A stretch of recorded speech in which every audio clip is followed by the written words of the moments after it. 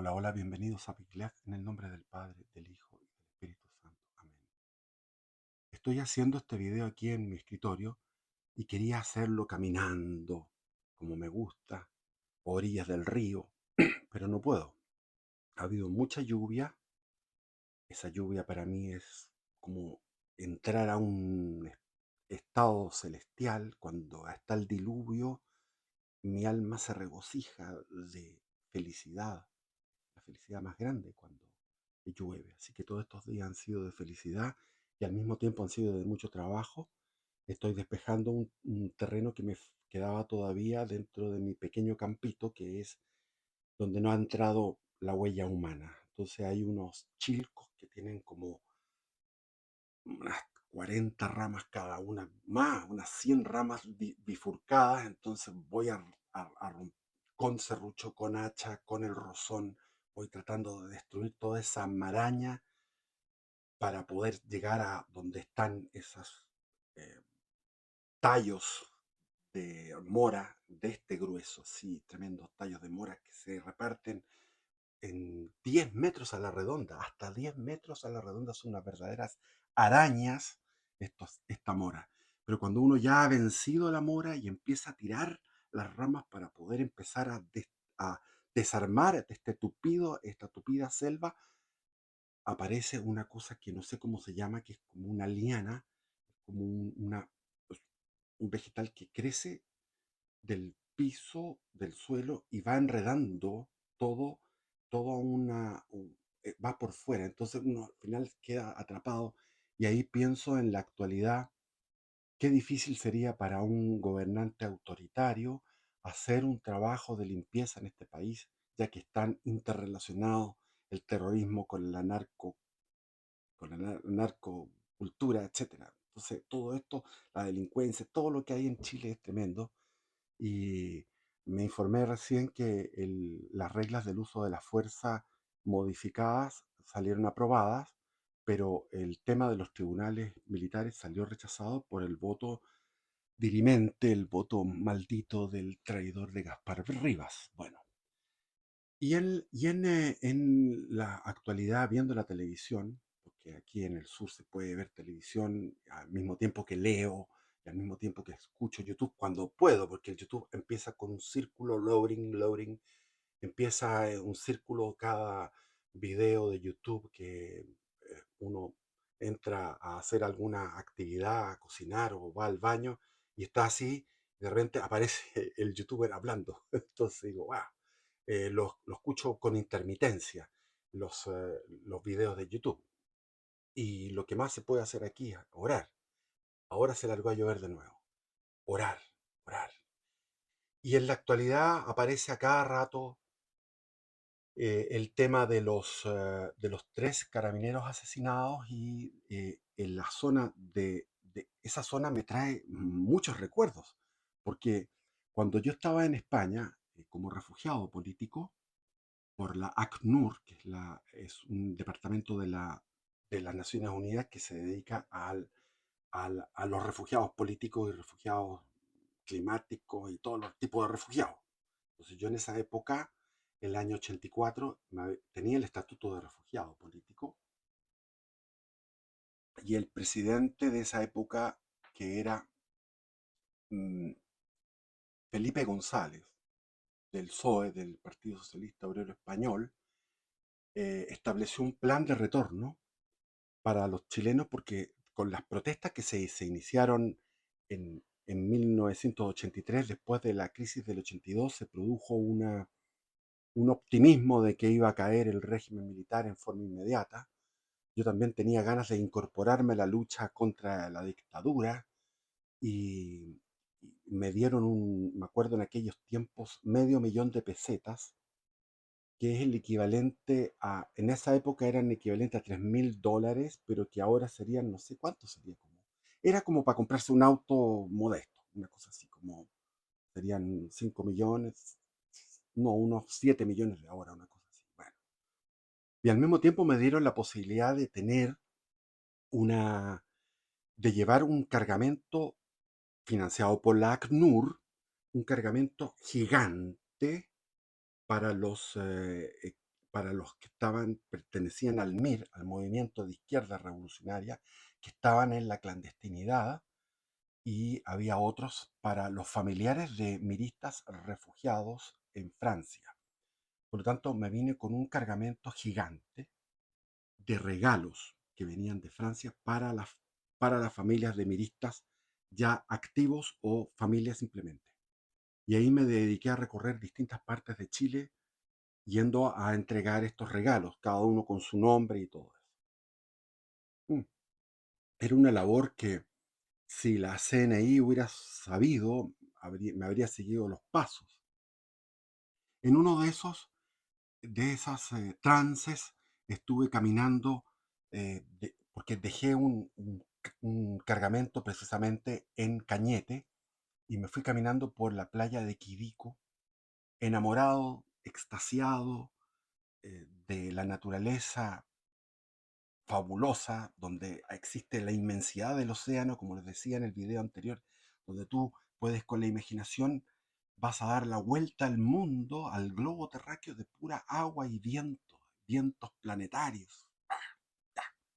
Y al mismo tiempo esa playa tan larga para llegar a Quidico, pero antes de llegar a Quidico, ya estaba haciéndose de noche, pasé a una casa donde una señora y de origen aborigen, digamos, indígena, y ella me ofreció alojamiento.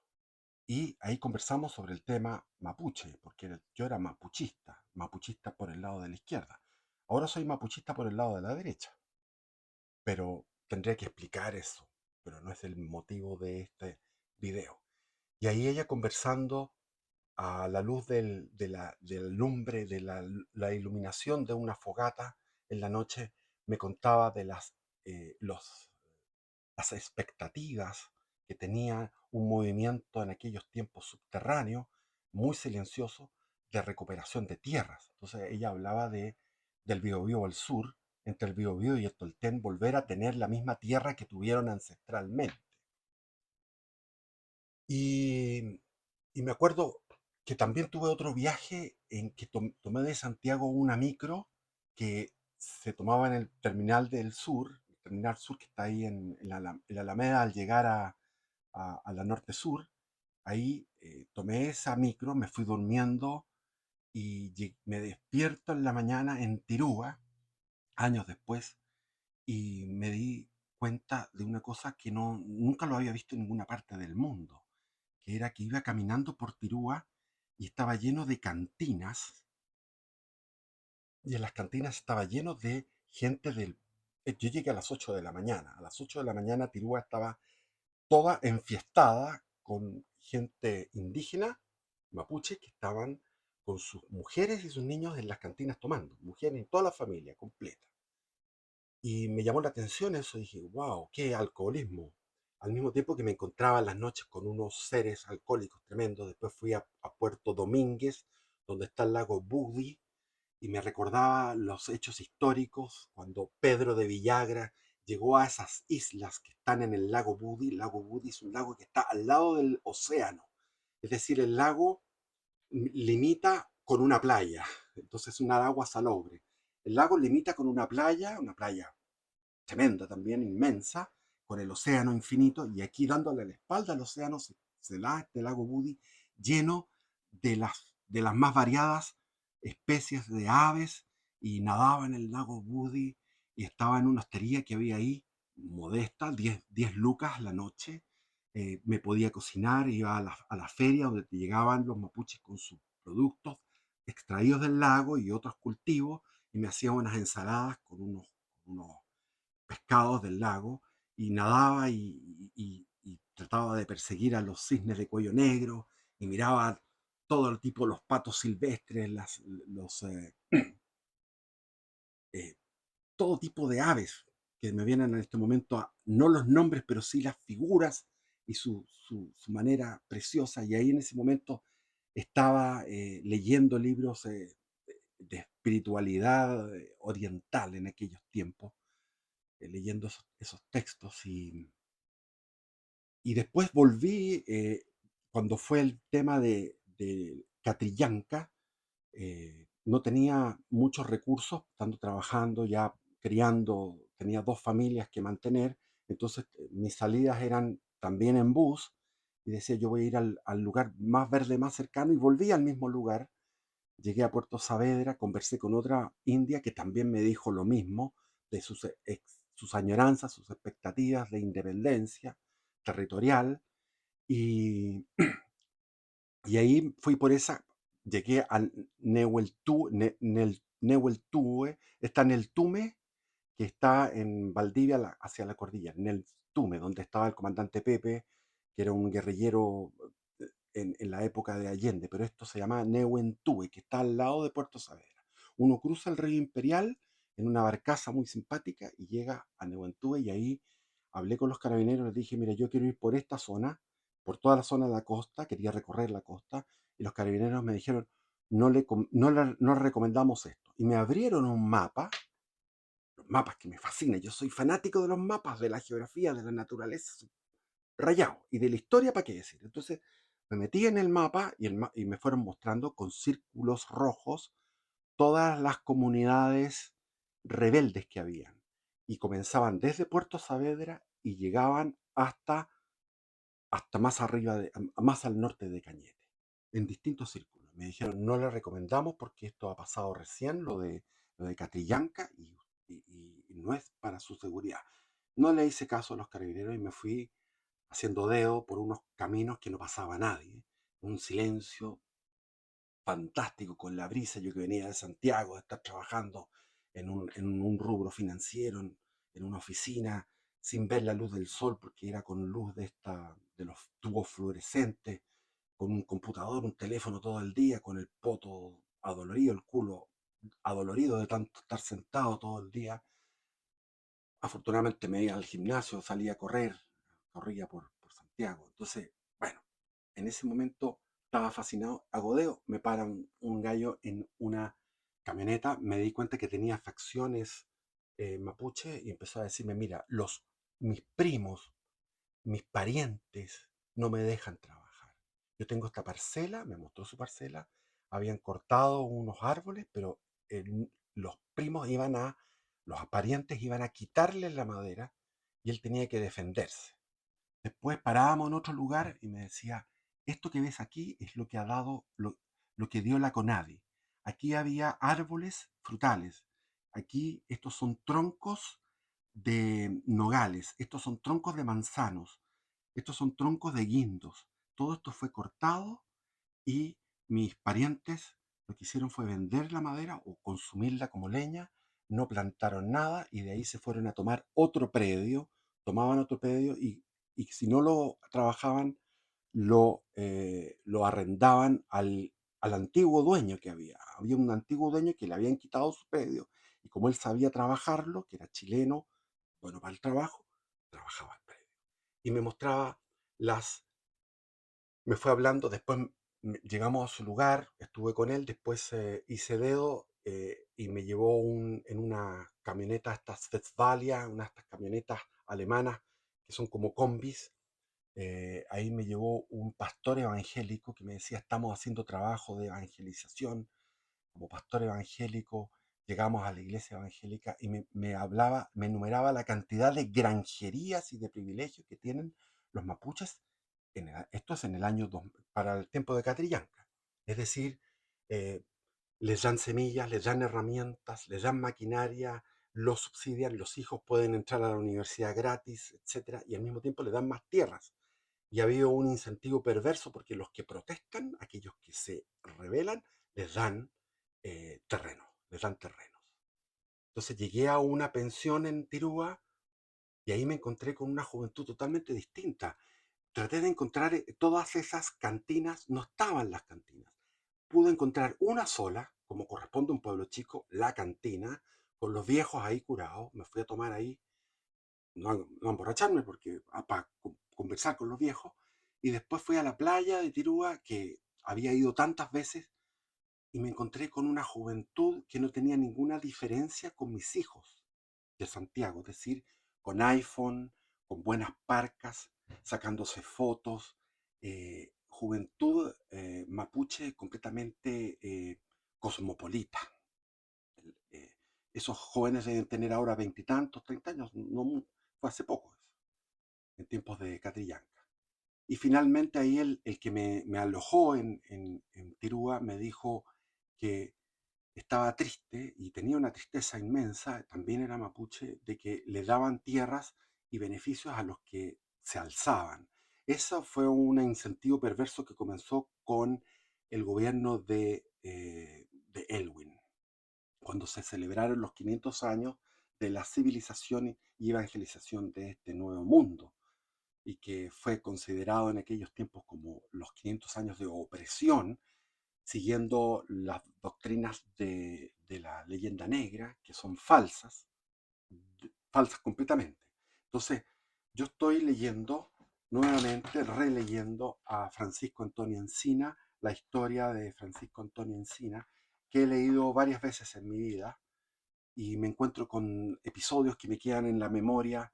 eh, es una pluma exquisita, me encantaría poder leérselas, leer la pluma de Francisco Antonio Encina, que sacó el premio de literatura por su pluma, histórica, pero excelente, excelente. Es muy diferente a la pluma de Diego Barros Arana, es más, Barros Arana es más como neutro. Encina da sus opiniones con un lenguaje muy florido, muy sabroso, más que florido, sabroso. Entonces, eh, el, eh, de ahí tomé una embarcación en Tirúa. Después estuve, antes había estado, cuando vino el tsunami, el terremoto, todo lo que se inundó, llegó ahí una ola de 30 metros. Imagínense la ola de 30 metros de tsunami. Antes había estado también porque había tenido un amorío con una mujer mapuche, eh, que fue un amorío, como les dije la otra vez, no fue un triple X, sino que fue donde yo me transformé en una especie de psicólogo, donde escuchaba todos los descargos que hacía, todas sus narraciones de trauma por haber sufrido muchísimo maltrato psicológico y físico de parte de un militante del Mapu, de la mujer metralleta o del Mapu, no me acuerdo cuál era. Eran dos facciones de militantes armados. Entonces ella contaba una cantidad de cosas monstruosas de este gallo. Y yo realmente dije, esto es para casarse y para quedarse aquí y casarse, porque ella no estaba como para una aventura, para un amorío.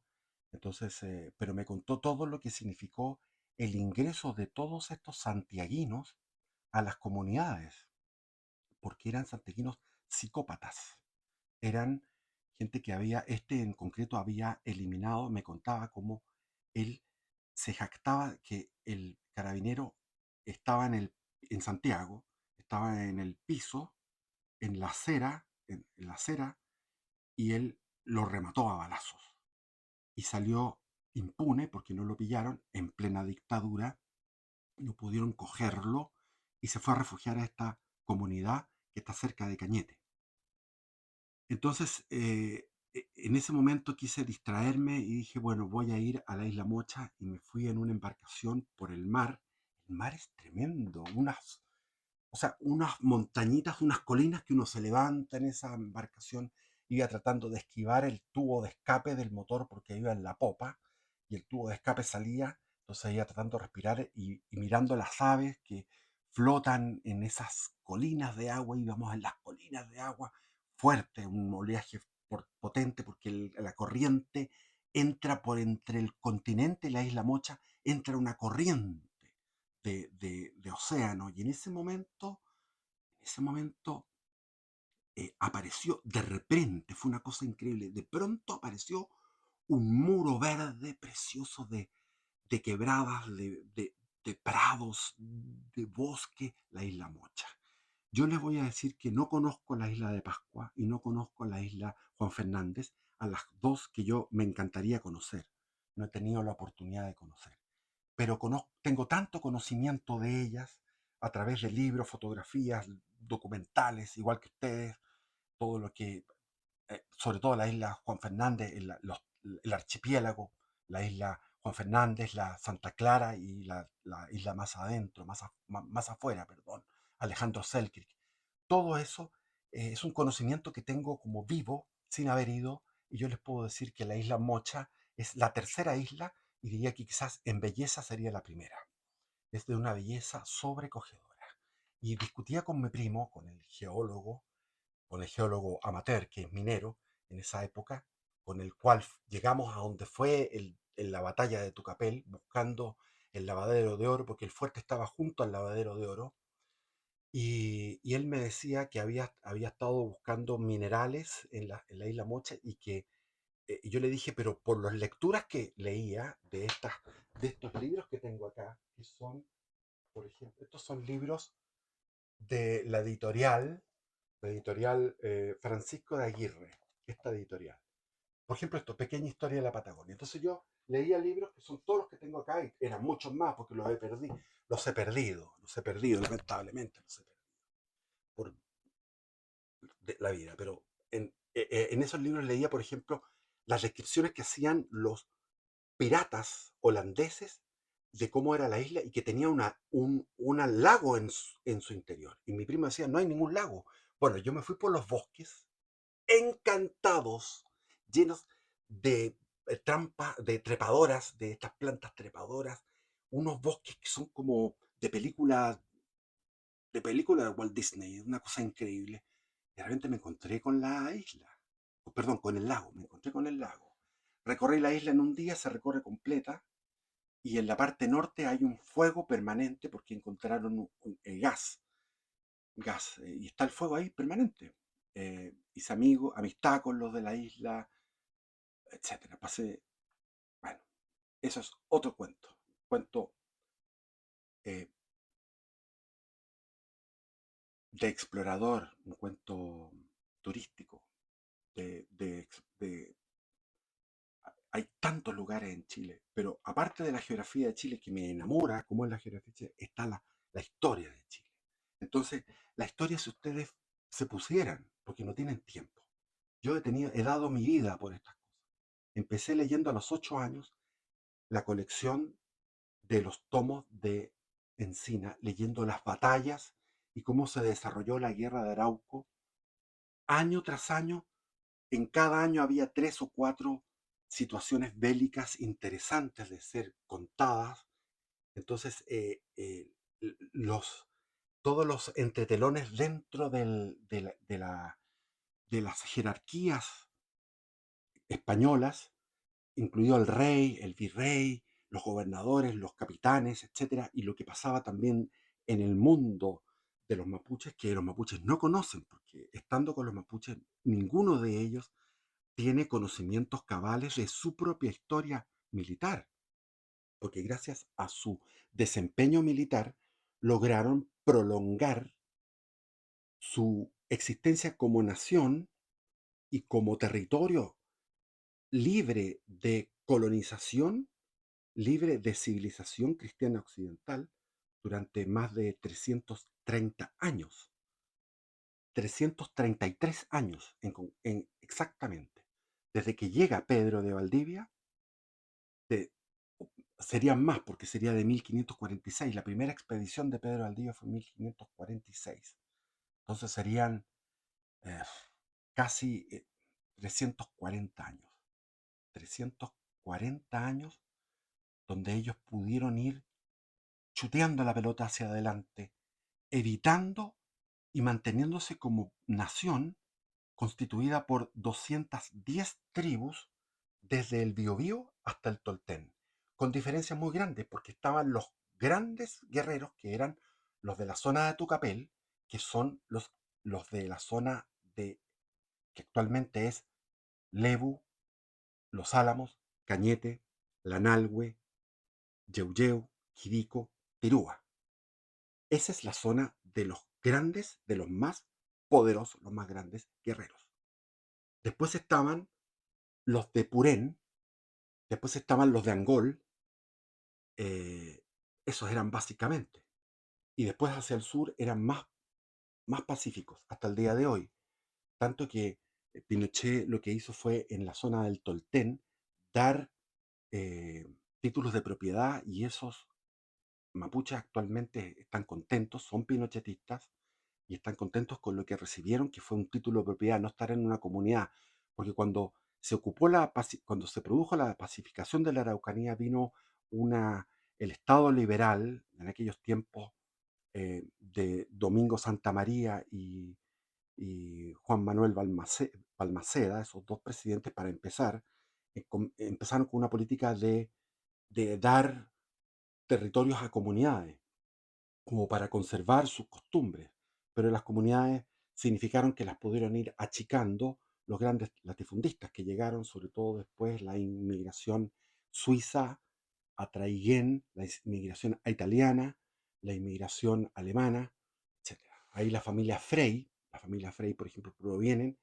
Frey, el padre de Frey, era, o el abuelo, creo que el padre o el abuelo de Frey. Frey es un apellido que significa libertad, que viene de Suiza, y le habían dado las herramientas y todo para que para la misma política que tenía Buenos Aires en Argentina, blanquecer, o sea, poner caucásico el territorio, porque los caucásicos somos más disciplinados, trabajadores, y tenemos la civilización en nuestra mente. Entonces era más fácil poner caucásico que civilizar mapuche. Entonces uno leyendo la historia, uno llega a,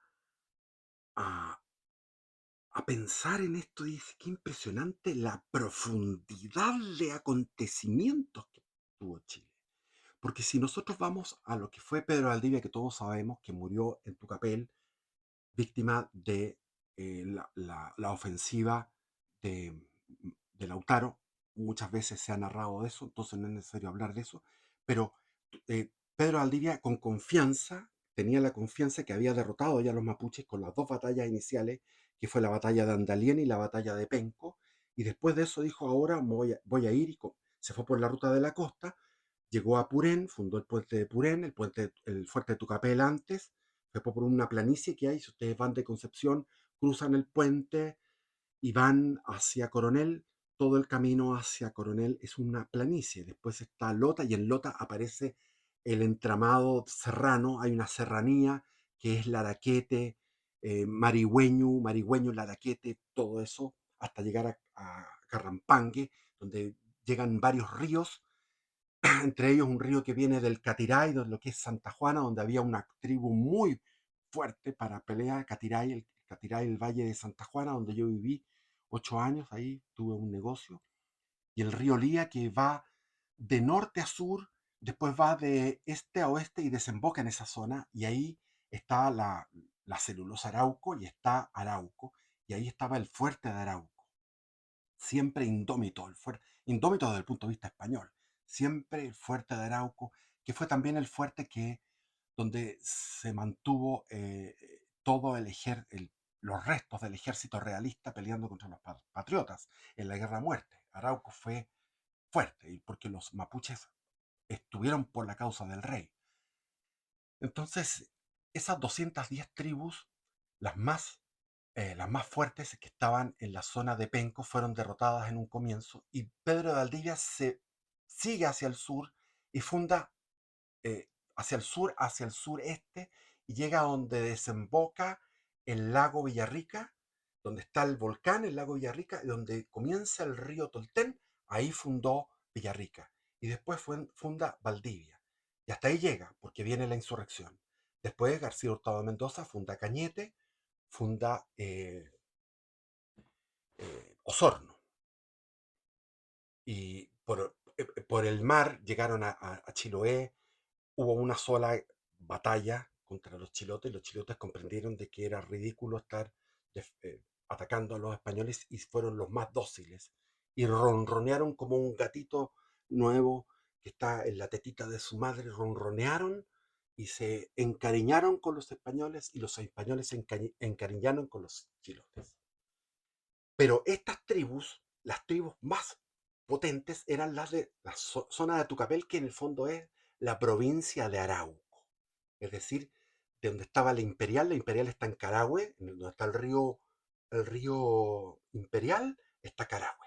Carahue protegido por dos quebradas. Vayan a Carahue y vean dos quebradas que son protegidas y después está el río. Entonces estaba el río Imperial, que es solemne, es importante, era navegable, y está estas dos quebradas. Ahí estaba Nueva Imperial, o perdón, Imperial, y donde está Puerto Saavedra, todo eso, hacia el lago Budi, hacia Puerto Domínguez, Teodoro Schmidt, todo eso fueron territorios que fácilmente se entregaban al dominio español.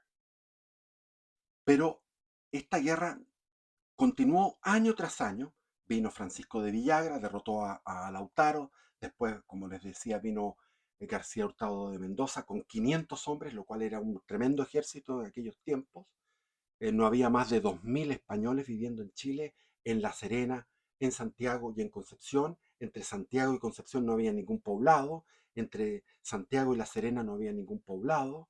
Y de Concepción hacia el sur, esas ciudades quedaron eliminadas, todas las que estaban entre Concepción, entre el Biobío y el Tolten, es decir, el territorio de los mapuches. El territorio de los mapuches quedó libre. Entonces vino García Hurtado de Mendoza y tuvo 7 batallas. En las 7 batallas destruyó por completo, liquidó a Caupolicán, el otro líder, liquidó a Galvarino, le cortó los brazos y Galvarino iba así los brazos a leonar a sus guerreros, tal que esto, los Cona, que se llama así a los guerreros mapuches, a pesar de que eran derrotados y a pesar de que hacían cargas de caballería, perdón, todavía no tenían, el caballo estaba recién entrando, hacían cargas de infantería totalmente desorganizadas contra un regimiento, contra un ejército muy disciplinado que iba con frailes y con unos estandartes reales adelante y con los frailes adelante a la cabeza y detrás la caballería y detrás la infantería y detrás los indios amigos que venían de Perú, que venían de México, traídos. Eh, Se supone que eso fue la pacificación, pero se fue García Hurtado Mendoza y volvió a la insurrección y le tocó a uno de los, a Pedro de Villagra, en la zona de la Imperial, pelear fuertemente con sus brazos fuertes, porque estos eran unos super soldados, unos super guerreros, y, y de ahí estaba Rodrigo de Quiroga, el que se casó con Inés Suárez, la concubina de Valdivia. La forzaron a abandonar, que Valdivia tenía que no seguir con esa relación, que era una relación adúltera, porque Valdivia estaba casado con una señora Gaete, de apellido Gaete, que viajó y no alcanzó a reunirse con su esposo porque su esposo murió antes en la batalla de Tucapel.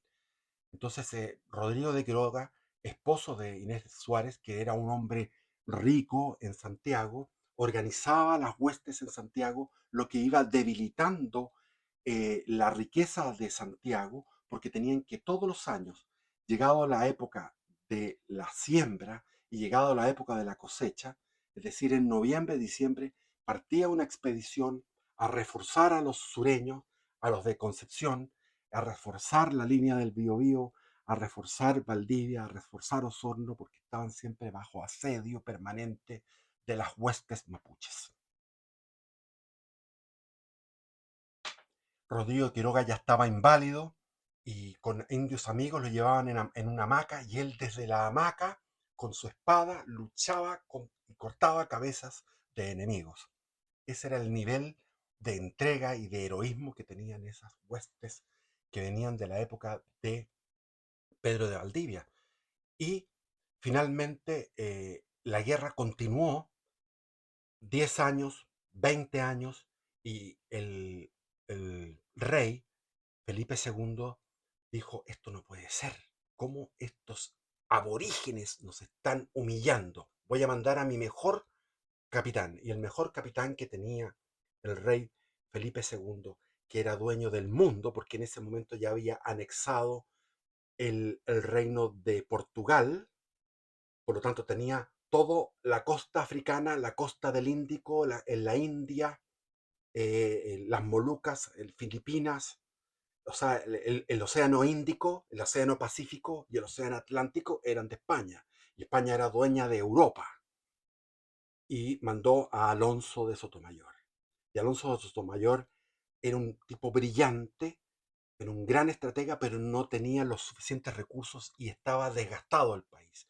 Por otro lado, la corona estaba en luchas por todos lados y los únicos refuerzos que podían venir era en términos económicos, porque Chile no producía nada, o sea, producía, evidentemente que producía, y exportaba a Perú, como siempre. Chile y Perú estaban unidos desde siempre, estaban muy unidos por el comercio. Perú nos abastecía de plata, de ropa, de soldados, de mujeres españolas, de, de todo tipo de artilugios y de objetos civilizados, y nosotros enviamos para allá trigo, vino, carne disecada, cueros, cebo, etcétera. Entonces, ese comercio estaba surgiendo, pero Chile, la balanza de pago era en contra. Y vino Drake, Francis Drake, el pirata inglés, y después vinieron los piratas holandeses, y por lo tanto el rey Felipe II dijo, tenemos que mantener Chile, porque si Chile lo perdemos, va a ser un nido de piratas que van a ir contra el virreinato del Perú. O sea, lo que le interesaba a España era mantener el virreinato del Perú. Y Chile era una extensión, un apéndice del virreinato del Perú, que era la defensa, para que no llegaran aquí a instalarse. ¿Y qué sucedió? Que fueron cambiando gobernadores. Y lo que comenta Francisco Antonio Encina es que los mapuches, cuando llega un gobernador débil, un gobernador eh, dialogante, un gobernador buenista, respetuoso de los derechos humanos, se produce una insurrección general. Si los gobernadores son fuertes, agresivos, intolerantes y estrictos, no se produce insurrección general. Y esa es la constante del pueblo mapuche a través de sus 340 años de resistencia o de guerra. ¿Por qué? Porque ellos, cuando alguien es bueno, lo interpretan como una señal de debilidad. Y llegó García Óñez de Loyola, que era pariente, era primo, hermano de, eh, de Ignacio de Loyola, de San Ignacio de Loyola, el fundador de la Compañía de Jesús, que estaba multiplicándose de 10 jesuitas, pasaron a 100, a 1000, a 3000 en nada. Pasaron a 1000 en 10 años. Una multiplicación de jesuitas que predicaban en Europa contra los protestantes, contra los herejes, en Francia, en Suiza, en Alemania, contra la herejía protestante, y que se iban algunos, como San Francisco Javier, hasta la India, y de la India llegaban a Japón predicando el Evangelio, y de Japón murió mirando China porque era su próximo destino, agotado de bautizar. Y San Pedro Clever en Venezuela llegaban los barcos cargados con negros, y los jesuitas, San Pedro Clever se agotaba de predicar y de bautizar a los negros que llegaban en esos cargamentos, esclavos negros, y era crítico de la esclavitud, y eran críticos de los excesos que se podían cometer, que se cometían. Entonces, este García Óñez de Loyola entregó, eh, entregó las cocinas, era una última tecnología, que es la cocina a leña. Esa cocina a leña, esa cocina de fierro que ustedes ven en el sur, de acero, esa cocina era una última creación de la tecnología. Entonces, él regaló a cada uno de los, de los que estaban en Catiray, de los que estaban en Tucapel, de los que estaban en San Pedro, o sea, cruzando el Biobío en la zona de Coronel, los que estaban en Purén, que eran los pureninos, eran tremendos, a todos ellos les regaló una estufa, una cocina de estas de fierro a los caciques. Y los caciques dijeron, este gallo está, este weón nos tiene miedo. No entendieron que era algo de bondad lo que él decía. Nos tiene miedo. Entonces fundieron, sí, fundieron todos estos hierros, hicieron puntas de lanza y esperaron el momento. Y García Óñez de Loyola descuidadamente, ya se había relajado la disciplina, había un cambio de guardia y los mapuches iban en el bosque mientras llovía y todo mirando cómo se comportaban. Entonces, los cambios de guardia, había un cambio de guardia como a las 6 de la mañana. Al clarear, los que estaban en la noche de guardia iban a dormir y venían otros. Y ese cambio de guardia se hacía con, con mucho descuido.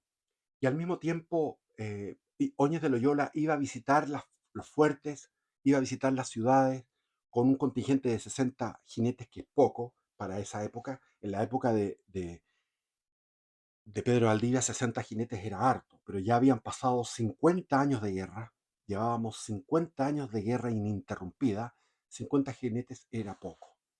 Y ahí Pelantaro lo estudió, observó, y a las 6 de la mañana en punto, cuando se hace el cambio de guardia, caen miles de indios con una violencia y producen la mortandad total, incluido el gobernador. O sea, se repite el desastre de Tucapel, que había sido 50 años antes, se repite ahora en el desastre de Curalaba, en 1598.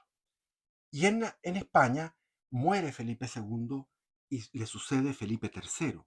Felipe III se, le llegan estas noticias apenas él es nombrado rey.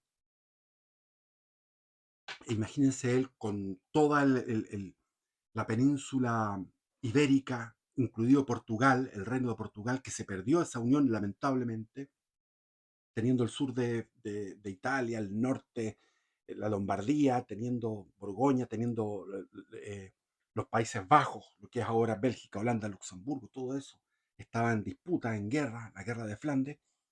Le traen noticias y toda la hispanosfera estaba conmocionada por este pueblo bárbaro mapuche que había, porque, ¿qué pasó? Murió el gobernador, pusieron su cabeza en una pica y pasearon la cabeza por las 210 tribus, y las 210 tribus se rebelaron, se insurreccionaron y cercaron Villarrica.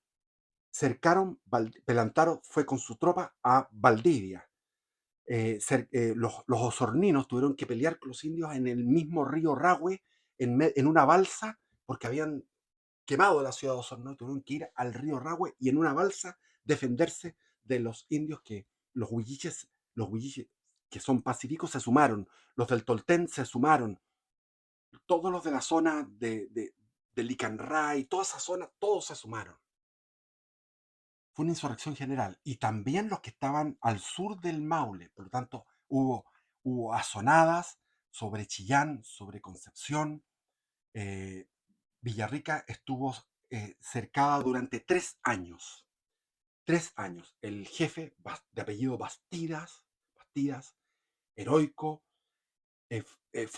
quedaron al final 10 mujeres y 11 hombres, las mujeres y los hombres peleando, pero pasando muchísima hambre, desnudez, frío, con un hambre que para salir a buscar alimentos los mataban, porque estaban en un sitio estricto donde hubo al comienzo, llegaron 10.000 indios, pero como tenían problemas de logística, los mapuches tenían el problema para alimentar a los 10.000 indios, entonces no pudieron destruir la fortaleza, el fuerte, la ciudad, o sea, destruyeron la ciudad de Villarrica, que deben haber sido, me imagino, 20 casas con sus huertos y sus animales, todo eso fue saqueado y quedaron en el fuerte pocas personas aguantando 3 años ese asedio tremendo. Murieron todos. En Valdivia, el formidable Pelantaro llegó a Valdivia con sus ojos de lince, con sus ojos felinos, y también arrasaron. Es decir, 7 ciudades fueron la Imperial, que había resistido los embates de todas estas guerras. 50 años había resistido la Imperial. Y era tan importante que la iglesia había nombrado un obispo. El obispo de la Imperial estaba a cargo de toda la diócesis, que era desde Concepción hasta Valdivia, estaba el obispo en la Imperial. La Imperial tenía una importancia, pero la Imperial terminó siendo destruida. Y en ese momento los españoles fueron a la iglesia, agarraron el cáliz, la Biblia, el cáliz, la Biblia, la patena, los objetos del culto sagrado, las imágenes de los santos, las imágenes de Cristo y de María, y fueron lo único que pudieron salvar en la huida que tuvieron que realizar en medio del estallido general. Lo mismo que habían habido otras insurrecciones generales. Pero esta insurrección general fue desastrosa, llegó al rey Felipe III, y Felipe III dijo: tengo que enviar a al mejor capitán que tengo. Y el mejor capitán se había lucido en Amberes, se había lucido en Ulm, se había lucido en el norte de Italia, se había lucido, o sea, era un joven, o sea, tenía ya 41 años, se llamaba Alonso de Rivera, y él tenía una experiencia guerrera, en la disciplina, en los tercios españoles, tremenda. Entonces él lo que hizo fue llamado por Felipe III. Le dijo: tú eres el hombre, porque tú eres el mejor que yo tengo de todo el imperio, el mejor capitán. Te voy a mandar a Chile para que arregles ese problema. Y cada gobernador que llegaba le decían, lo forzaban y le decían: tú tienes que en 2 o 3 años, en tu mandato, terminar con la guerra. Y eso forzaba a los gobernadores a ir a la ofensiva y a tener descalabros y derrotas que podríamos pasar horas de horas. Estos son miles y miles de horas de historia militar extraordinaria. Por eso es que Francisco Antonio Encina, cuando comentaba las batallas de la Guerra del Pacífico, decía: lo que pasó aquí, que lo que está ganando, el soldado chileno ganaba contra el peruano y el boliviano porque tenía en su genética, no solamente en su genética, sino que en su costumbre, en su cultura, llevaba 340 años de lucha. Y aquí donde fue la lucha más fuerte por la independencia. El sur fue realista y hubo una lucha tremenda. Entonces, cuando él decía: ¿por qué Baquedano, sin ninguna visión estratégica, sino que sencillamente decía, sin movimientos extraños, como al estilo napoleónico, que en Austerlitz se movió a la colina de Pratzen y ahí partió en dos al ejército austríaco y ruso? Ese tipo de movimientos no lo hacía Baquedano. Baquedano decía: para adelante. Y después le preguntaban: ¿por qué tú atacas para adelante nomás? Y siendo que al otro lado, al frente, tenemos eh, trincheras, tenemos minas, tenemos ametralladoras Gatling, cañones de retrocarga. Entonces, ¿cómo mandas al chileno a esa carnicería? Decía: porque yo sé que el chileno gana, porque Baquedano había estado, cuando era joven, en la caballería en la batalla de Yungay, en la guerra de la Confederación Perú-Boliviana, porque sabía que simplemente el soldado chileno iba a ir y iba a arrasar. Y eso es lo que pasaba, iba y arrasaba. Entonces no tenía que irse con movimientos envolventes. Entonces, cuando comenta eso Francisco Antonio Encina, es muy cierto. El soldado chileno se fraguó en todo esto, que es una cosa increíble. Son muchísimas, muchísimas horas, de horas, de horas, de horas, de horas, de horas, de horas, de relato de batallas entre mapuches y españoles. Y después entre mapuches y chilenos. Eso, eso es menor, menor. Esto es mayor. Entonces, Alonso de Rivera, gran capitán, el mejor capitán del Imperio Español, llegó a Panamá, y en Panamá el que gobernaba era Alonso de Sotomayor. Alonso de Sotomayor lo habían relevado del mando en Chile y había quedado otro Alonso, Alonso García. Estaba Alonso García en Chile, haciendo lo que podía en el desastre que estaba convertido Chile. Es decir, ciudades arrasadas, habían capturado más de 400 cautivos que eran mujeres y niños españoles. Hay que entender que en ese momento Chile no tenía más de 15.000 españoles y mujeres, niños, o sea, criollos, gente de cultura hispánica. No eran más de 15.000 repartidos en La Serena, Santiago, Concepción y las ciudades del sur.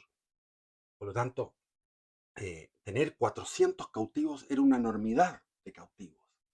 Las, indias, las españolas sufrían muchísimo en el cautiverio porque no les daban abrigo, estaban acostumbradas a otro tipo de abrigo, pasaban frío, pasaban trabajo porque tenían que trabajar con las mapuches en cosas que no estaban acostumbradas a trabajos tan fuertes. y eran sometidas al amancebamiento obligado, que es como una especie de violación, y quedaban preñadas y tenían críos, y era un trastorno total de su vida para las españolas cautivas. Había hambre, se habían quemado las cosechas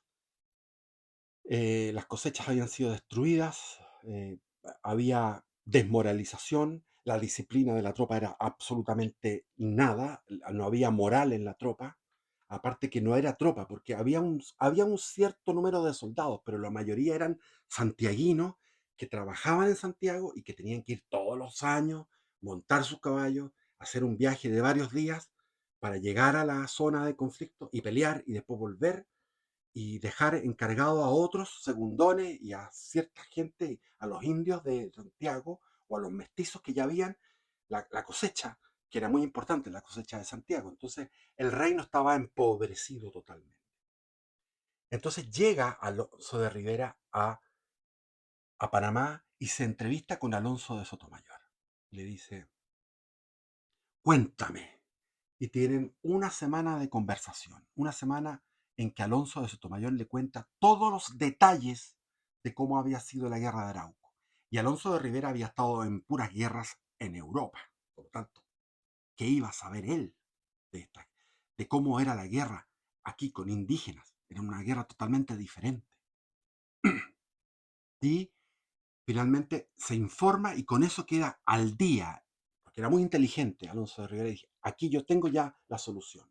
Sin pisar suelo chileno ya tenía la solución a la guerra. Llega a Lima y en Lima habían puesto a un virrey que era un viejito que estaba para morirse, entonces él se dedicaba a ir a las iglesias, rezaba en la iglesia y donaba toda su fortuna a los pobres, de tal modo que tuvieron que hacer una colecta para financiar el funeral, pero el viejito estaba muy metido con la onda de que iba a llegar al supremo juez, al Dios Todopoderoso que lo iba a juzgar, y él quería hacer méritos. Entonces ahí estaba el jesuita Luis de Valdivia, que venía de Chile, porque había llegado recién la Compañía de Jesús. Y la Compañía de Jesús se caracterizó, aquí tengo la historia de la Compañía de Jesús, entonces, deberían haberlo sacado antes. La historia de la Compañía de Jesús, escrita por un jesuita, donde cuenta cómo los jesuitas eran buenistas al extremo, eran súper buenistas, de tal modo que le entregaban y le daban a los indios todo lo que ellos hacían una labor de redistribución. Lo que ganaban los encomenderos, lo que ganaban los españoles en sus trabajos sufridos, con sus indios particulares que también trabajaban sufridamente, ellos lograban eso, pero había un impuesto, y de ese impuesto, de ese diezmo, ellos regalaban a los indios. Entonces este padre Luis de Valdivia, según lo que dice, él tenía, y yo creo que es así, lo mismo que Bartolomé de las Casas, anterior, casi un siglo antes, este padre Luis de Valdivia tenía maníaco depresivo. Entonces, cuando estaba deprimido, se escondía en su celda y pasaba la depresión. Y cuando le venía la manía, le venía la euforia, era convincente. Entonces, entró al virrey y convenció al virrey. Y convenció al rey también. Entonces, él convenció de que era necesario suspender la ofensiva y entrar él con sus jesuitas a predicar el evangelio y transformar el alma y pacificar a todos esos indios belicosos. Entonces el rey, o sea, el virrey en Lima dijo, esto me parece. Y entonces llegó Alonso de Rivera a una situación complicada, porque los españoles no tenían una política clara en el tiempo. Terminaba un rey, venía otro rey. El rey no es el mismo rey. Después los virreyes no eran los mismos virreyes. Los gobernadores no eran los mismos gobernadores. Y algunos eran muy pechoños y querían ser buenistas, y otros eran pechoños, pero del estilo cruzado, y querían ir y sacarles la cresta y derrotar militarmente a los mapuches. Entonces había distintas opiniones. Y esas opiniones a veces se aplicaban en un periodo y después se aplicaban las otras. Por lo tanto, los indios lo que entendían era que de repente los españoles se ponían buenos y venían a predicarnos y otras veces venían y quemaban nuestros cultivos y nos agredían y teníamos que pelear contra ellos. Bueno, agredían a los que estaban insurrectos, porque nunca agredían a los indios pacíficos, esa era una norma. Entonces también los soldados iban con frailes y con curas que les decían, no los absolvían, no les daban en la confesión, no les daban la absolución si es que ellos no cambiaban de conducta y tenían que ser buenos con los mapuches, muy buenos.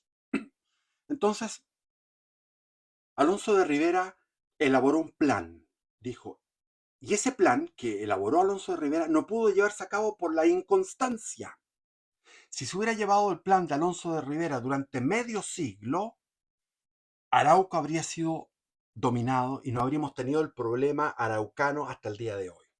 Pero Alonso de Rivera estuvo 4 años gobernando y hubo problemas porque se casó con una mujer, tuvo amancebamiento porque el gallo era mujeriego, porque le gustaba la fiesta y vivía en Concepción, y en Concepción todos los otros miraban y lo pelaban, y entonces llegaron todos estos chismes al virrey y al rey, y el rey finalmente lo sacó de la gobernación por problemas de chismes, por problemas de amancebamiento, problemas, líos de falda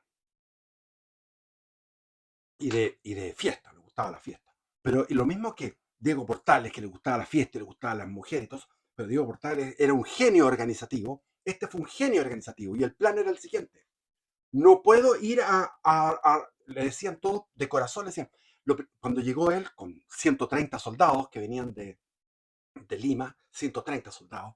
Entonces, después le llegó un refuerzo de 1000 y tantos, y los que habían en Chile en ese momento eran 1100. Pero 1100, y le escribía Alonso de Rivera al rey, estos 1100 son tan bárbaros o más bárbaros que los indios, porque están desnudos, son indisciplinados, están hambrientos, no tienen, no tienen ninguna formación militar. Y él venía de ser un militar en las guerras de Europa, en las guerras de Flandes, en las guerras de Italia, en las guerras contra los otomanos. Entonces él tenía otro tipo, los tercios españoles, o sea, tenía un sistema muy disciplinado. Entonces, estos no valen nada, estos soldados. Valen menos que los indios, porque los indios estaban envalentonados, tenían un espíritu triunfal, habían derrotado. Entonces, la moral de los araucanos, de los mapuches, era extraordinaria, la moral de los españoles por el suelo. No había recursos, no había dinero, no había nada con qué echar a andar todo esto. Y él, con un genio organizativo tremendo, dice, no voy a ir a rescatar a los de Villarrica. No voy a, porque todos le decían, bueno, refundemos el fuerte de Purén, refundemos a Angol, refundemos Villarrica, refundemos Valdivia, refundemos Osorno, vamos para el sur y volvamos a hacer lo que había hecho Valdivia, dispersar las fuerzas en un espacio inmenso lleno de enemigos. Entonces él dijo, no, tenemos que ir como una línea, tenemos que hacer una línea de fuertes. Es decir, el fuerte de Arauco, fue a rescatar el fuerte de Arauco, que estaban mal. Lo primero que hizo fue rescatar el fuerte de Arauco, porque el fuerte de Arauco, en el Golfo de Arauco, donde está ahora la ciudad de Arauco, podía ser abastecido por mar. Entonces, puso un destacamento en la isla Santa María, puso un destacamento, reforzó el destacamento del fuerte de Arauco, y al mismo tiempo se supo que los piratas holandeses habían tomado las islas en ese momento estaba amenazado Chile por todos lados, se habían tomado la isla de Chiloé. Entonces, uno puede hacer una ucronía, puede hacer una hipótesis de qué es lo que habría pasado si Alonso de Rivera le hubiera hecho caso a las recomendaciones que estaban dando la gente de ahí, que era volver a atacar. Sencillamente habría tenido un descalabro porque los indios estaban con una moral muy alta y eran miles, habrían destruido un ejército nuevamente, y los indios podrían haber llegado a Santiago e incluso hasta La Serena, haber despoblado Chile de españoles. Ese era el riesgo. Y después vendrían los holandeses a colonizar Chile, o los ingleses. Pero los holandeses estaban haciendo aquello. Llegaron a Valdivia y ocuparon la zona de Valdivia. Entonces, él dijo, no puedo ir a rescatar a Villarrica. Villarrica estaba sitiada, esos van a morir. no puedo ir a refundar, porque el plan de él, que lo elaboró en Panamá mientras hablaba con Alonso de Sotomayor, dijo, esto es lo que hay que hacer, es una línea de fuertes, un fuerte, el fuerte de Yumbel, que era el fuerte madre. El fuerte de Yumbel era que tenía 300 hombres, entonces tener 300 hombres móviles.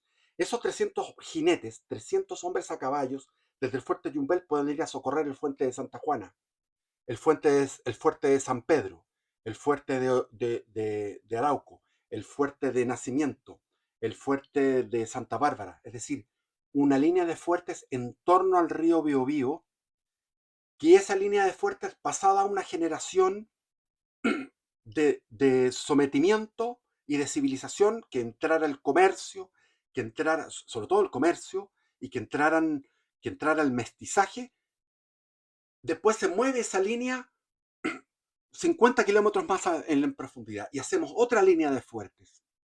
Y esa fue la doctrina que siguió la República de Chile en tiempos de José Joaquín Pérez con el coronel Cornelio Saavedra y con el coronel Urrutia, que era ir línea de fuerzas avanzando de una forma veloz, porque el siglo XIX no podía permitirse hacerlo con tanta lentitud como lo planteaba Alonso de Rivera, sino que hacerlo rápidamente. Por otro lado, dijo, no podemos seguir dependiendo de los santiaguinos que se dediquen a generar riqueza. Nosotros lo que vamos a hacer es un ejército profesional, soldados que vivan de un salario. Entonces, eh, eh, destinó ciertas haciendas a tener, por ejemplo, ganado para el ejército, cultivos de trigo para el ejército. Destinó a dueñas de casa en sus tiempos libres para que remendaran uniformes o para que confeccionaran uniformes para el ejército.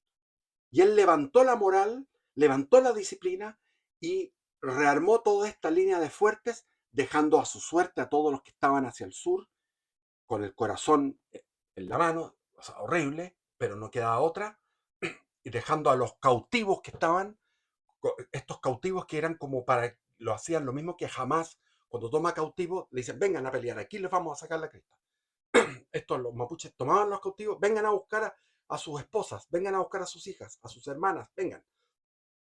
Alonso de Rivera dijo, no, pero lamentablemente tenía problemas eh, con el chileno de aquellos tiempos, que era un chileno muy chismoso, muy parecido al actual, y también muy censurador moralmente, muy clasista también.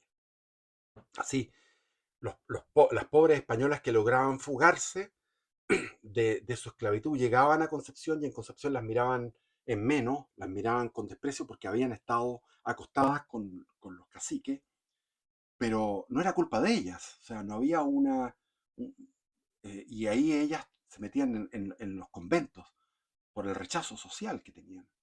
Ahí, por ejemplo, esa es la mamá del mestizo Alejo, que era un hijo de un cacique con una española.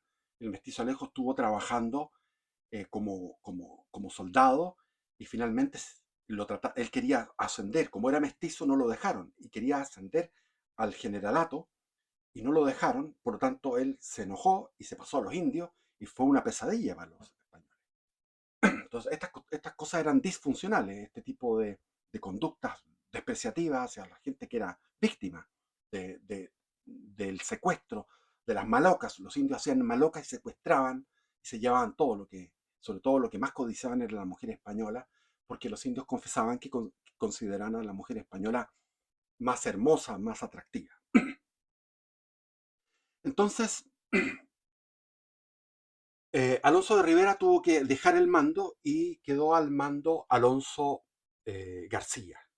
Alonso García había sido un lugarteniente de Alonso de Sotomayor, y Alonso García no tenía muchas luces, no era muy inteligente, tenía un muy buen comportamiento militar y había tenido un muy buen desempeño heroico en Europa también. Todos estos eran soldados veteranos europeos de varias guerras.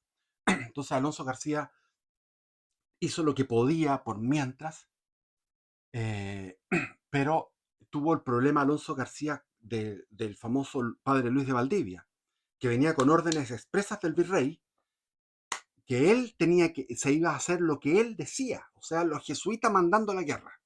¿Y qué es lo que hizo el jesuita? Convocó los primeros parlamentos en Catiray, en San Pedro, en Arauco, en Tucapel, convocó distintos parlamentos y estos parlamentos les dijo: nunca más va a haber trabajo de ustedes no tienen que trabajarle a los españoles, va a haber buen trato y ustedes tienen que bautizarse y hacerse cristianos, hacerse católicos.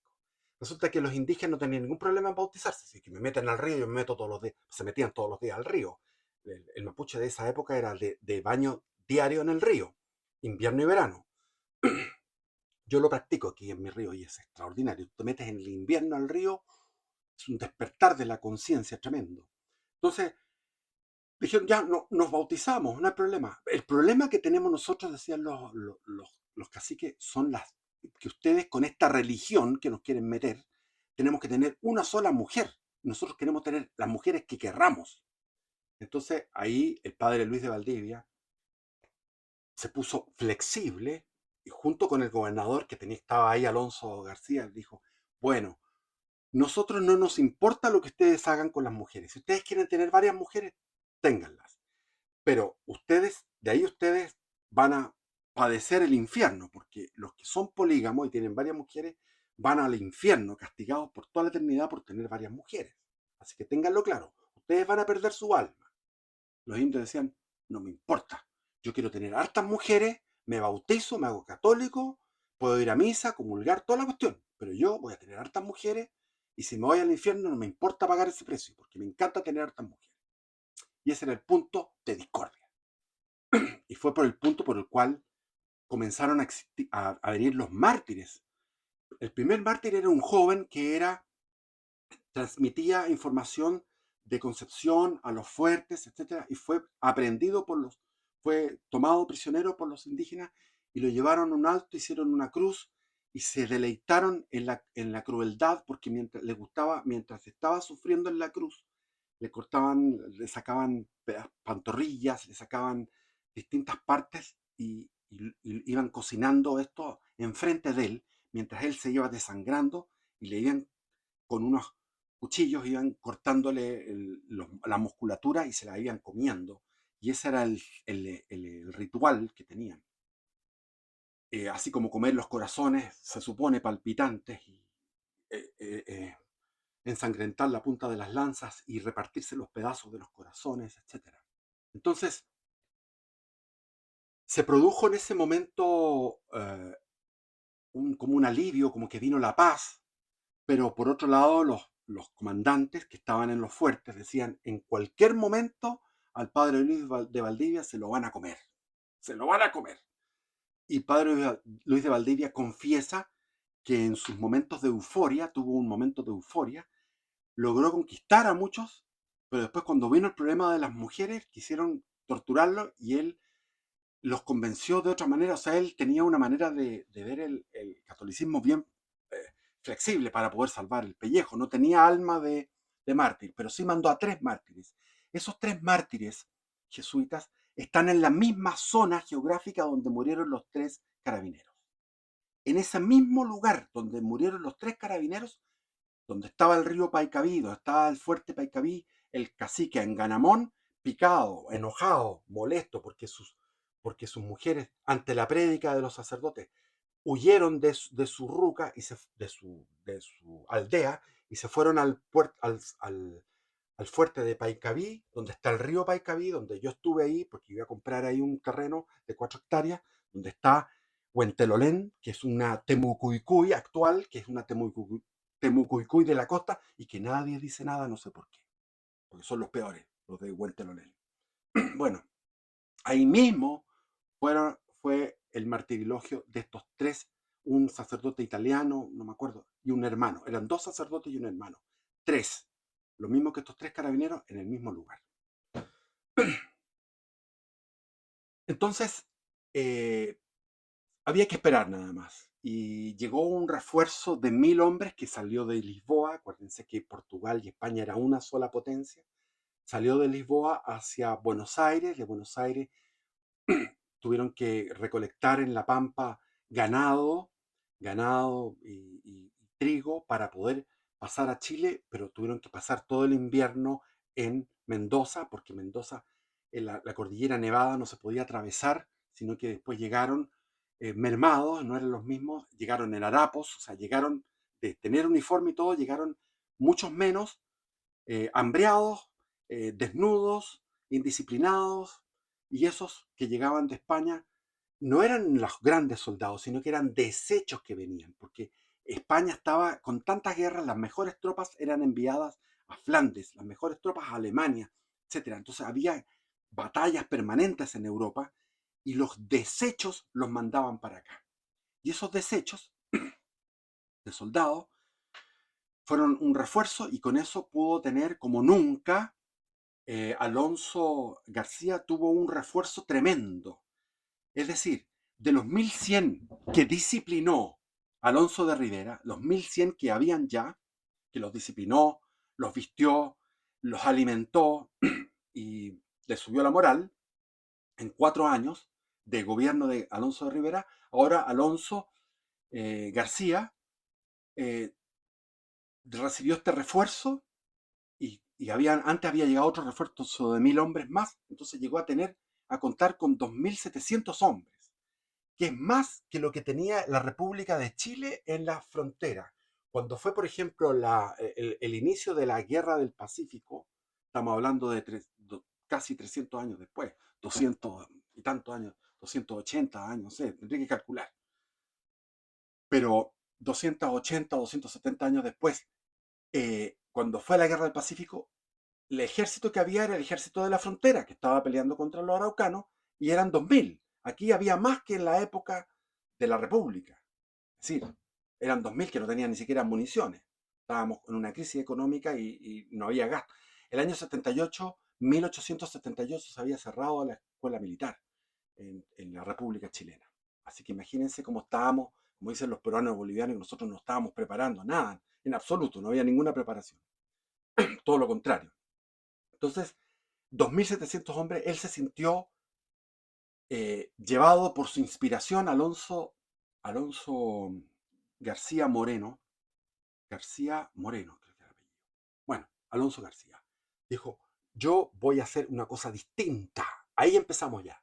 Debería haber seguido con la política de Alonso de Rivera, que era tener un destacamento que pueda socorrer a los distintos fuertes de una línea fronteriza y después avanzar la línea más allá después de una generación. No, él dijo, voy a ir, porque al mismo tiempo el rey le dijo, en 3 años tienes que solucionar el problema de la guerra de Arauco. Entonces él fue dividió sus fuerzas, una fuerza se fue por la costa, por donde era, por donde es Los Álamos, Cañete, Tirúa, Lebu, donde estaba el de Tucapel, y llegaban a Purén, y por el lado del Valle Central, entre medio se interponía entre las dos fuerzas militares, se interponía la cordillera Nahuelbuta, y llegaban a encontrarse en Purén.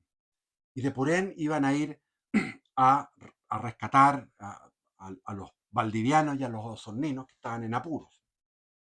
Pero se le ocurrió a él, dijo, voy a fundar un fuerte y voy a hacer el fuerte. El fuerte se llama Boroa, con B larga, Boroa. Y ese fuerte que está en la intersección del río Imperial con no, el Cautín con otro río. Es decir, está cerca de donde ahora es Temuco. Está cerca de donde ahora es la ciudad de Temuco. O sea, en el pleno corazón de la Araucanía se le ocurre fundar un fuerte poderoso, con un destacamento poderoso.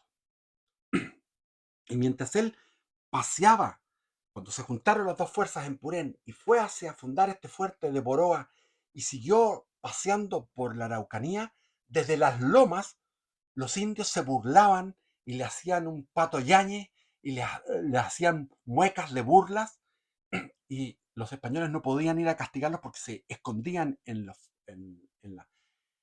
bosques. Es decir, la moral del indígena estaba fuertísima, en alto.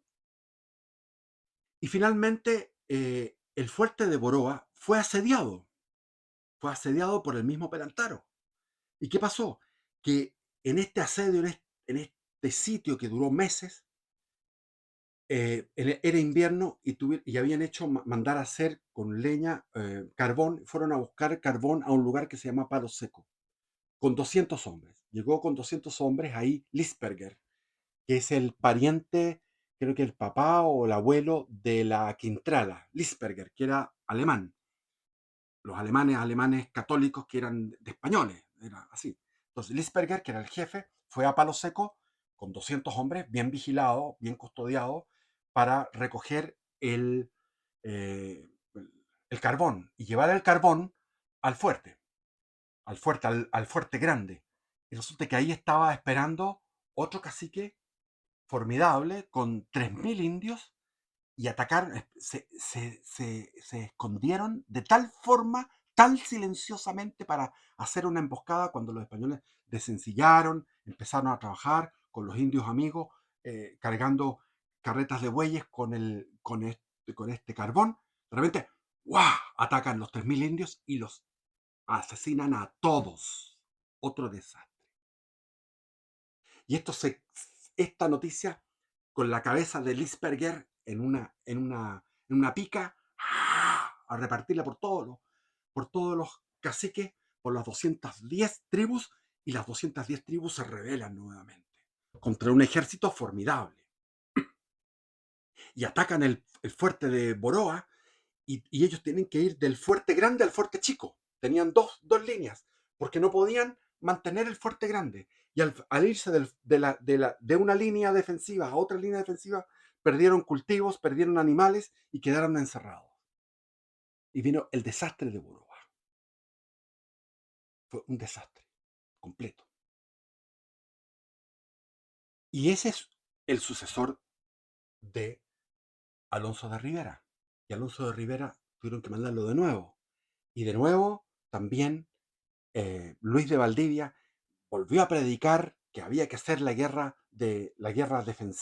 defensiva era que los españoles no entraran al territorio y que los jesuitas y los frailes convirtieran y pacificaran ellos mediante la palabra a los mapuches. Entonces, continuó estas tres tesis. La tesis de Luis de Valdivia, que era una tesis febril, loca, de querer catequizar a indios que no querían nada, saber nada.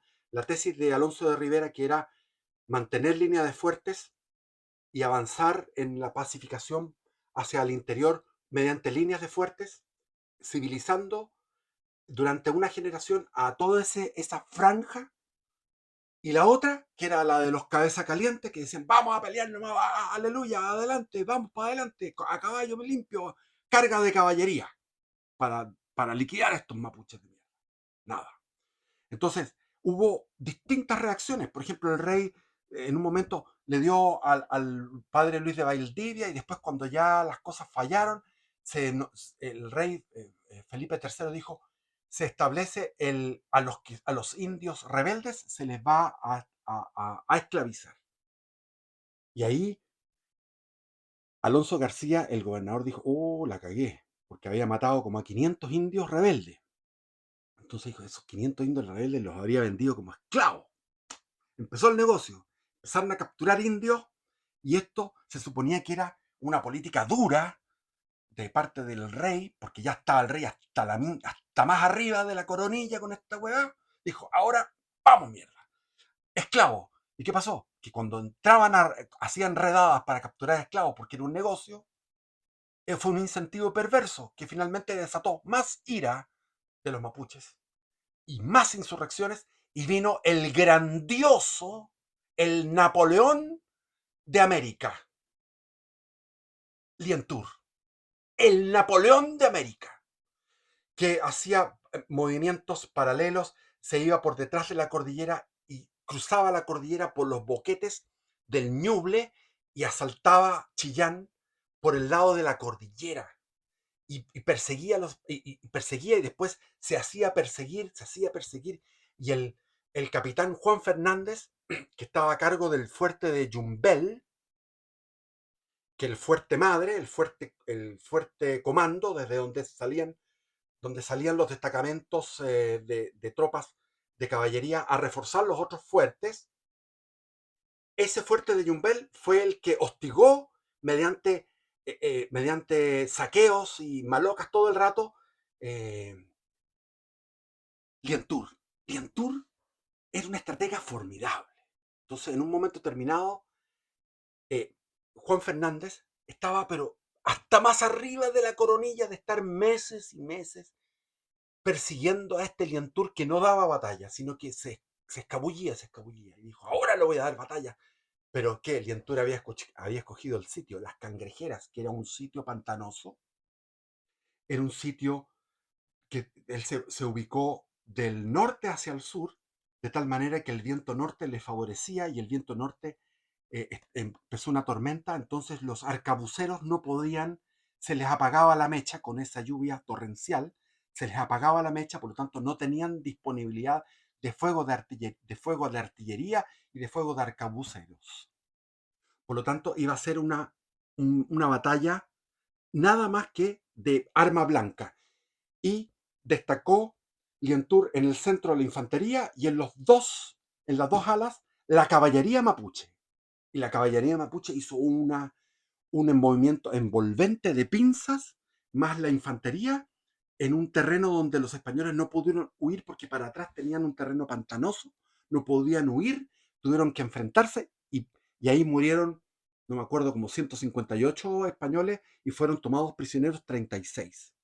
Entre ellos, el hijo de Pineda Bascuñán, que era uno de los grandes capitanes. Y él lo toman prisionero, lo llevan, cruzan el río Biobío en medio de una tormenta con los caballos, los indios van con el caballo nadando, el caballo va nadando en el río Biobío, con los prisioneros de una soga atrás, nadando todos, y llegaban a una isla en medio del río Biobío, en medio del invierno. Esto era en mayo, un río desbordado, descansaban en la isla y al día siguiente, mojados, entumidos, volvían a pasar el río Bío y llegaban al cuartel general de Lientour. Y ahí le daban de mazazos en la nuca a los prisioneros mientras cada guerrero tenía un cordero que habían traído los españoles, un cordero al palo para cada guerrero y sus litros de chicha de frutilla. Los caballos lo habían traído los españoles, los chanchos, las gallinas, las vacas, el ganado vacuno, todo eso había sido traído por los españoles y los indios habían recogido eso. Se habían inmunizado. En la época de Lautaro tuvo la desgracia para él de que se había mermado la población por el problema de la peste, de las pestes que habían traído los españoles. Pero ahora los indios estaban inmunes a la peste, eran excelentes jinetes, era una caballería extraordinaria, sabían la táctica de fuerte, sabían cómo desgastar al enemigo, cómo emboscarlo. Cuando iban las columnas españolas, llevaban atrás en la retaguardia a indios mexicanos que venían a reforzar, o indios peruanos que venían a reforzar a los indios amigos que venían del norte. Y esos saltaban desde arriba de los árboles sobre la columna, sobre la retaguardia, y degollaban en 2 segundos, degollaban a estos indios mexicanos, indios peruanos que venían a reforzar. Entonces, que los refuerzos que venían de Perú o de México no servían para nada. Y ahí estaba en ese campamento Piñera de Bascuñán, que escribe el libro que tienen que leerlo obligatoriamente, Un cautiverio feliz. Un cautiverio feliz, de Pineda y Bascuñán. Un libro autobiográfico donde él cuenta cómo estuvo cautivo de los mapuches. Pero ¿qué pasó? Que ahí él estaba tiritando de miedo porque estaban todos en un ceremonial comiendo sus corderos, tomando su chicha, estaban las mujeres atendiendo a los guerreros y en ese momento lo que hacían era un mazazo en la nuca y de ahí rajaban, comían el corazón, se lo convidaban el corazón entre los guerreros, el corazón de los enemigos, y le tocaba el turno a este joven que tenía 17 años. Y estaba ahí arrodillado, entregándose a la voluntad de Dios, y en ese momento llega con todas sus plumas Lientour a caballo y dice, ¡no! ¡Paren esto! Este es hijo del capitán Pineda Bascuñán. ¡Oh! Es hijo del capitán. ¡Oh! Porque los indios admiraban a los guerreros, a los españoles valientes y astutos. Entonces empezaron, en la misma fiesta, le empezaron a contar las aventuras de tu padre. ¿Cómo era tu padre? Qué gran hombre era tu padre. Cómo nos engañó una vez, hizo una retirada falsa, simuló una retirada, nosotros fuimos allá y nos atacó por los costados y nos derrotó. Qué grande era él. Y se emborrachaban y contaban sus historias. Igual que los aqueos en Troya, cuando uno lee Ulises, cuando uno lee eh, Homero, cuando uno lee Homero, la Ilíada, el espíritu mapuche era igual al de la Ilíada, idéntico, el mismo espíritu de los aqueos, el celebrar las grandes hazañas, las hazañas de virilidad de lado y lado. Y ahí comienza él, se lo pelean, porque dice, yo quiero tener al hijo del capitán en mí, en mi lugar, se llamaba eso, se envolvía el nombre en Mapudungun. Entonces él recorrió distintas tribus y llegaba donde los caciques, y los caciques le decían, aquí está mi hija. Y él decía, por lo menos cuenta en sus anécdotas, en su historia, que él se mantuvo casto y le decía a Dios que no iba a pecar del sexto mandamiento por ningún motivo frente a esa india que le ofrecía. Y después cuando iba al río veía que las indias se bañaban desnudas en el río y él miraba hacia arriba y decía, Señor, ayúdame. Y después decía que las indias se reían de él. Y se reían de él porque él se lavaba las manos y la cara y los sobacos. Se lavaba los sobacos, las manos y la cara, y los indios se metían completos al río y tenían celebraciones, fiestas, 3 veces por semana. El ritmo de fiestas de los indios era 3 veces por semana en una ruca gigante. La ruca era una ruca del tamaño de la mitad de lo que sería, imagínense esos más o menos ese tamaño, esos gimnasios que hay en los pueblos chicos donde está un baby fútbol, hay una cancha de baby fútbol con una cancha de básquetbol. Esos gimnasios chicos de los pueblos, esos gimnasios, ese era el tamaño de una ruca que tenía 3 fogones con 3 chimeneas hacia arriba, y ahí bailaban y bailaban y festejaban y se divertían, se emborrachaban, hacían orgías, y después en la mañana se iban a meter al río, invierno y verano, con lluvia y todo, se metían al río, era el ritual de purificación, de limpieza y de fortalecimiento del guerrero. Y he hablado harto, y este es un video maratónico que puedo seguir hablando porque después del gran Liantur viene el mestizo Alejo, pero ya después de Liantur viene el primer parlamento, el primer tratado, que es el de Quilín. En 1641 viene un tratado entre España, el rey de España, y el pueblo mapuche, donde se consagra como frontera el río Biobío. Es decir, habían ganado. Los mapuches ganaron. Los mapuches ganaron producto de la indecisión de los españoles de tener distintas políticas buenistas y agresivas al mismo tiempo, hiperagresivas o muy buenistas, sin considerar la verdadera estrategia que era la de Alonso de Rivera, que después se aplicó cientos de años después con la República, en el gobierno de Joaquín Pérez, en el gobierno de Errázuriz Sañartu, etc. En el gobierno de Aníbal Pinto, en el gobierno de Santa María y en el gobierno... Hasta ahí llegamos, ¿ya? Entonces, en la República Chilena se aplicó este diseño estratégico de vencer al mapuche. Pero como no se aplicó aquello, como fallaron en tener una política diferente, finalmente en Quilín en 1541 se consagra el territorio y se respeta ese territorio. Y comienza el tiempo de los parlamentos, a pesar de que hubo insurrecciones, pero mucho más esporádicas. Y está el mestizo Alejo, que fue genial, pero fue más que nada por despecho. Y, y después está la guerra de la independencia, donde los mapuches en un 80% estuvo por la causa del rey. Entonces, todo esto se transformó finalmente en una política de parlamentos, donde se hacía el parlamento, iban los 210 caciques, se reunían con el gobernador, con todos los generales, perdón, los capitanes, los soldados, desfilaban los soldados del rey, ya con peluca en el siglo XVIII, con peluca y casaca, ¿ah? Al lado de los ríos arteriales, al lado de toda esa historia impresionante de esa guerra tremenda, se desordenaban el cabello, el pelo, los españoles con los araucanos, los españoles llevaban el vino del norte, de la zona de Santiago, de la zona del Maule, de la zona de los valles transversales, de la zona donde está el Pisco, de La Serena, llevaban el aguardiente, llevaban el vino, y los mapuches ponían la carne, porque abundaban de carne, y ahí se hacía una fiesta, y esa fiesta se repetía y se repetía. Por eso es que los mapuches amaban al rey de España, porque el rey de España les dijo: ustedes son un pueblo que son súbditos del rey de España, pero viven como les parezca, con una condición: que los hijos de los caciques vayan a educarse al colegio de caciques que estaba en Chillán y que lo mandaban los jesuitas,